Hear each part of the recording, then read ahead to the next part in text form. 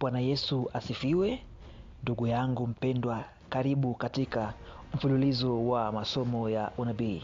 Natumaini kwamba Mungu ameendelea kutupa hamu na uzima na ari ya kuendelea kujifunza unabii katika Biblia. Na leo tunaenda kujifunza kuhusu mnyama na sanamu yake. Sasa hii sura ya 13 inayomwelezea mnyama inaelezea muhtasari wa falme zote ambazo zimewahi kutawala dunia hii na zinazoendelea kutawala. Na sifa za hizi falme tuliziona tulipokuwa tunajifunza Danieli sura ya 2, sura ya 7 na sura ya 8. Kwa hiyo kwenye Ufunuo wa Yohana, Mungu amechukua sifa za falme zote zile 4 akaziweka kwa mnyama mmoja, halafu akamletea Yohana akamuonesha kupitia maono. Naenda kunukuu kitabu cha Ufunuo wa Yohana 13:1-3. Kisha nikaona mnyama akitoka katika bahari, mwenye pembe 10 na vichwa 7, na juu ya pembe zake ana vilemba 10, na juu ya vichwa vyake majina ya makufuru. Na yule mnyama niliyemwona alikuwa mfano wa chui, na miguu yake ilikuwa kama miguu ya dubu, na kinywa chake kama kinywa cha simba. Yule joka akampa nguvu zake na kiti chake cha enzi na uwezo mwingi. Nikaona kimoja cha vichwa vyake kana kwamba kimetiwa jeraha la mauti, na pigo lake la mauti likapona. Dunia yote ikamstajabia mnyama yule. Mwisho wa kunukuu.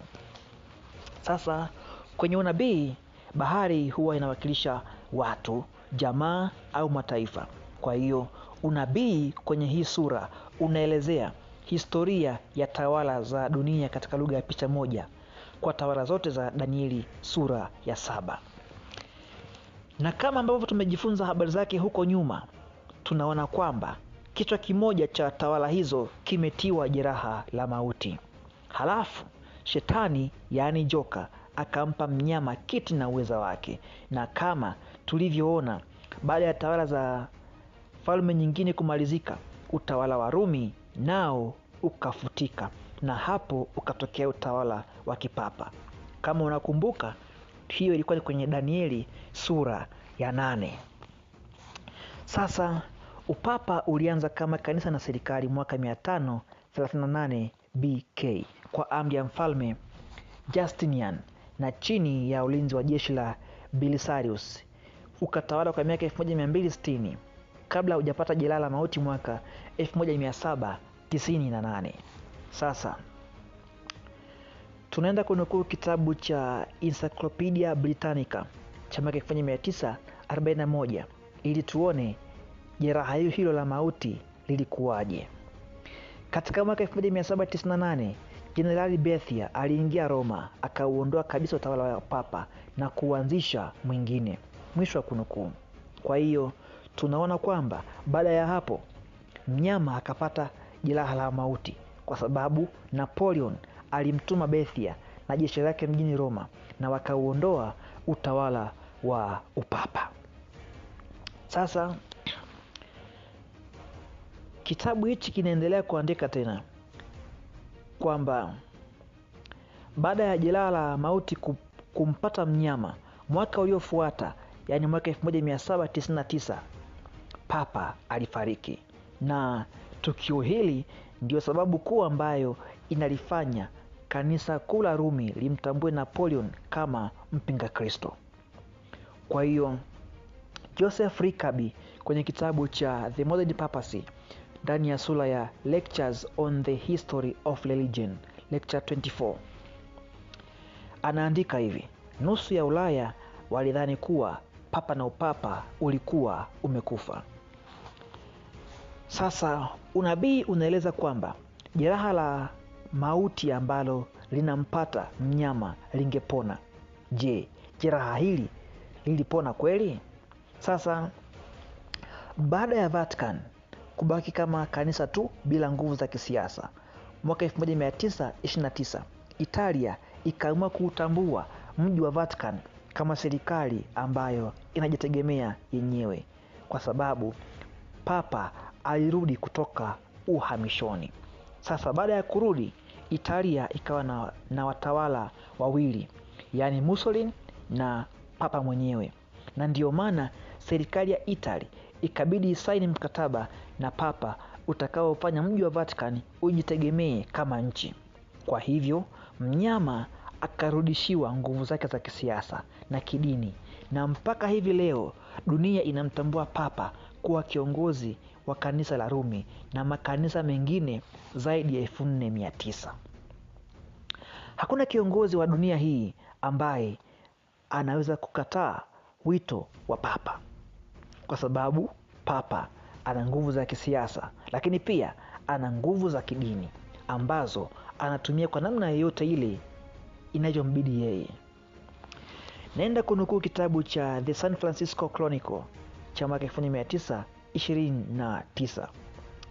Suala la Romani usiku huu lilikuwa ni jambo lililopita, na Vatican ilikuwa katika amani na Italia. Katika kuweka sahihi kwenye mkataba wa kukumbukwa kupona jeraha la miaka mingi, uchangamfu wa kupindukia ulionyeshwa na pande zote. Lakini pia tunaenda kunukuu gazeti la New York Times la Julai 7, 1929. Roma, Juni 7, kutoka saa 5 kamili asubuhi hii, kulikuwa na mtawala mwingine wa serikali ya kujitegemea duniani. Katika muda huo, waziri mkuu Mussolini kama waziri mkuu wa mambo ya nje ya Italy akimwakilisha mfalme Victor Emmanuel, waziri mkuu wa kwanza Italy, alivuka kizingiti cha mlango wa Vatican akibadilishana na Kardinali Gaspar, wakala wa serikali ya upapa, akimwakilisha Papa Pius wa 11. Makubaliano ya mikataba yalisainiwa katika ikulu ya Lateran Februari 11. Kwa kitendo hicho, rais mtawala wa serikali ya kujitegemea wa mji wa Vatican angekuwepo. Baada ya hayo sasa, ndio maana unaona mpaka leo hii kanisa la Rumi lina nguvu za kisiasa na kidini, au kwa lugha ya kiunabii Biblia inasema kwamba ni mwanamke juu ya mnyama. Naenda kunukuu Ufunuo Yohana 17:8. Yule mnyama uliyemwona alikuwako, naye hayuko, naye yu tayari kupanda kutoka kuzimu na kwenda kwenye uharibifu, na hao wakaao juu ya nchi wasioandikwa majina yao katika kitabu cha uzima tangu kuwekwa misingi ya ulimwengu watastaajabu wamwonapo mnyama yule ya kwamba alikuwapo, naye hayuko, naye atakuwako. Mwisho wa kunukuu. Unabii unaposema aliyekuwako, yaani Rumi ya upapa ambayo ilitawala mwaka 538 BK hadi pale Napoleon alipomteka papa mwaka 1798. Unabii ukisema naye hayuko, yaani huyo mnyama hakuwa na nguvu za kiserikali toka mwaka 1798 mpaka mwaka 1929. Naye atakuwako, yaani litaendelea kuwako na kuwakamata watu wote ambao watastaajabia uwezo wake. Watastaajabia uwezo wake. Sasa ukisoma Danieli 7:25 utaona kwamba mnyama huyu ana nguvu ya kubadili majira na sheria. Mnyama huyu pia ataondoa sheria ya amri ya pili ya kuhusu sanamu isiwe katikati ya sheria ambazo anazitambua yeye. Halafu zinabaki amri 9. Halafu sasa anaigawa amri ya 10, anazifanya zinakuwa 2 ili zitimie amri 10 ambazo anazitambua.